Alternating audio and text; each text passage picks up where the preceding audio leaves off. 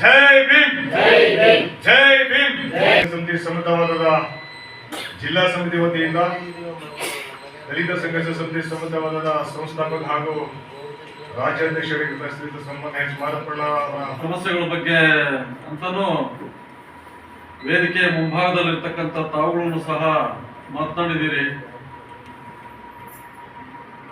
ಈ ದಿವಸ ಚರ್ಚೆಗಳಾಗಬೇಕಾಗಿತ್ತು. ಏನ್ ಚರ್ಚೆ ಆಗ್ಬೇಕಾಗಿತ್ತು ಅಂತಂದ್ರೆ ನಿಮ್ಮೆಲ್ಲರಿಗೂ ಗೊತ್ತಿದೆ, ಸಿದ್ದರಾಮಯ್ಯನವರ ಅವಧಿ ಮುಗಿದ ನಂತರ ಮತ್ತೆ ರಾಜ್ಯದಲ್ಲಿ ಹೊಸ ಸರ್ಕಾರ DK ಶಿವಕುಮಾರ್ ಅವರ ನೇತೃತ್ವದಲ್ಲಿ ಅಸ್ತಿತ್ವಕ್ಕೆ ಬಂದ ನಂತರ ನಾವು ಕಾರ್ಯಕ್ರಮಗಳನ್ನು ರೂಪಿಸಬೇಕಾಗಿತ್ತು, ಅತಿ ಜರೂರಾಗಿ ರೂಪಿಸಬೇಕಾಗ್ತದಂತ ಈ ಸಂದರ್ಭದಲ್ಲಿ ಹೇಳ್ತಾ, ಜೊತೆಗೆ ಏನ್ ನಮ್ಮ ರಾಜ್ಯ ಕಾರ್ಯಕ್ರಮ ರೂಪಿಸುವ ಬಗ್ಗೆ ಚರ್ಚೆ ಅಂತ ಏನ್ ಮೊದಲು ನಾವು ಕೂಡಲೇ ನಾಳೆಯಿಂದನೇ ಎಲ್ಲಾ ಜಿಲ್ಲೆಗಳಿಗೆ ನಮ್ಮ ಸಂಘಟನೆ ಯಾವ್ಯಾವ ಜಿಲ್ಲೆಯಲ್ಲಿ ಅಸ್ತಿತ್ವದಲ್ಲಿ ದಲಿತ ಸಂಘರ್ಷ ಸಮಿತಿ ಸಮತಾವಾದ ಬೆಂಗಳೂರು ಜಿಲ್ಲಾ ಸಮಿತಿ ವತಿಯಿಂದ ಈ ದಿವಸ ನಮ್ಮ ಬೆಂಗಳೂರು ಗಾಂಧಿ ಭವನದಲ್ಲಿ ದಲಿತ ಸಂಘರ್ಷ ಸಮಿತಿ ಸಮತಾವಾದದ ಬೆಂಗಳೂರು ಜಿಲ್ಲಾ ಸಮಿತಿ ಕಾರ್ಯಕಾರಿಣಿ ಸಭೆಯನ್ನು ಬಹಳ ಯಶಸ್ವಿಯಾಗಿ ಈ ದಿವಸ ನಡೆದಿದೆ. ಈ ಸಭೆಯಲ್ಲಿ ನಮ್ಮ ಜಿಲ್ಲಾ ಸಮಿತಿಯ ಮುಖಂಡರಾದಂಥ ಚಲಪತಿರವರು ಮತ್ತು ತಾಲೂಕಾ ಸಮಿತಿ ಮುಖಂಡರುಗಳಾದಂಥ ನಾಗಣ್ಣವರು, ಜನಾರ್ದನ್ ರವರು, ಭೀಮರಾಜ್ರವರು, ಶಿವರವರು, ನಮ್ಮ ಶ್ರೀನಗರ ನಾಗರಾಜ್ರವರು, ನಮ್ಮ ಬೆಂಗಳೂರು ಜಿಲ್ಲಾ ಗ್ರಾಮಾಂತರ ಜಿಲ್ಲೆಯ ಸಂಘಟನಾ ಸಂಚಾಲಕರಾದಂಥ ಕೃಷ್ಣಪ್ಪನವರು ಹಾಗೂ ನಮ್ಮ ಸಮಿತಿಯ ಎಲ್ಲ ಇವತ್ತು ಪದಾಧಿಕಾರಿಗಳು, ಮುಖಂಡರುಗಳು, ಕಾರ್ಯಕರ್ತರು ಎಲ್ಲರೂ ಇವತ್ತು ಈ ಸಭೆಯಲ್ಲಿ ಭಾಗವಹಿಸಿ ಒಂದು ಸಭೆಯಲ್ಲಿ ಒಂದು ನಿರ್ಣಯಗಳನ್ನು ತೆಗೆದುಕೊಂಡಿದ್ದೀವಿ.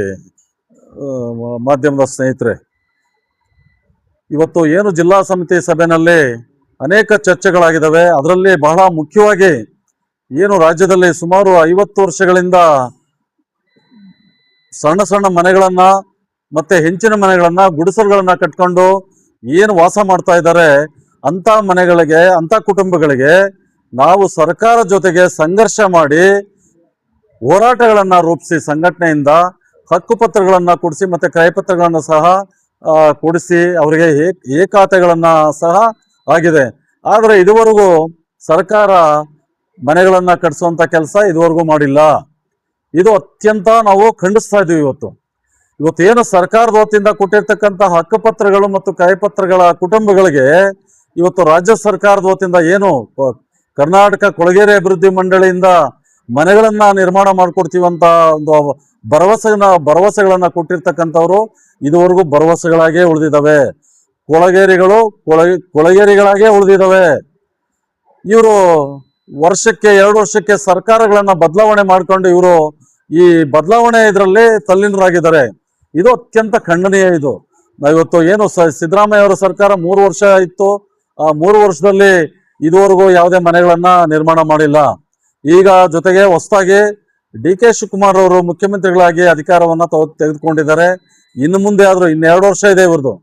ಈ 2 ವರ್ಷಗಳಲ್ಲಾದರೂ ಏನು ಕೊಟ್ಟಿರ್ತಕ್ಕಂಥ ಹಕ್ಕುಪತ್ರಗಳ ಕುಟುಂಬಗಳಿಗೆ ಕೂಡಲೇ ಸರ್ಕಾರದ ವತಿಯಿಂದ ಮನೆಗಳನ್ನು ಕಟ್ಟಿಸೋ ಅಂಥ ಕೆಲಸ ಸರ್ಕಾರ ಮಾಡಬೇಕು. ಇಲ್ಲದೆ ಹೋದ ಪಕ್ಷದಲ್ಲಿ ನಾವು ರಾಜ್ಯಾದ್ಯಂತ ಉಗ್ರವಾದ ಹೋರಾಟವನ್ನು ಹಮ್ಮಿಕೊಳ್ತೀವಂತ ಈ ಸಂದರ್ಭದಲ್ಲಿ ಮಾಧ್ಯಮಗಳ ಮೂಲಕ ರಾಜ್ಯ ಸರ್ಕಾರಕ್ಕೆ ಎಚ್ಚರಿಕೆಯನ್ನು ಕೊಡ್ತಾ ಇದ್ದೀವಿ. ಬಲಗೊಳಿಸಬೇಕಾಗ್ತದೆ. ಹಾಗಾಗಿ ಆ ನಿಟ್ಟಿನಲ್ಲಿ ನಮ್ಮ ಸಂಘಟನೆಯ ಕಾರ್ಯಕರ್ತರಿಗೆ, ಎಲ್ಲ ಮುಖಂಡರುಗಳಿಗೆ ನಾವು ಒಂದು ಕರೆಯನ್ನು ಕೊಟ್ಟಿದ್ದೀವಿ. ಅವರಿಗೆ ರಾಜ್ಯದ ಗ್ರಾಸ್ ರೂಟ್ ಲೆವೆಲ್, ಗ್ರಾಮ ಮಟ್ಟದಿಂದ, ಹೋಬಳಿ ಮಟ್ಟದಿಂದ ಮತ್ತು ತಾಲೂಕು ಮಟ್ಟದಿಂದ ಮತ್ತು ಜಿಲ್ಲಾ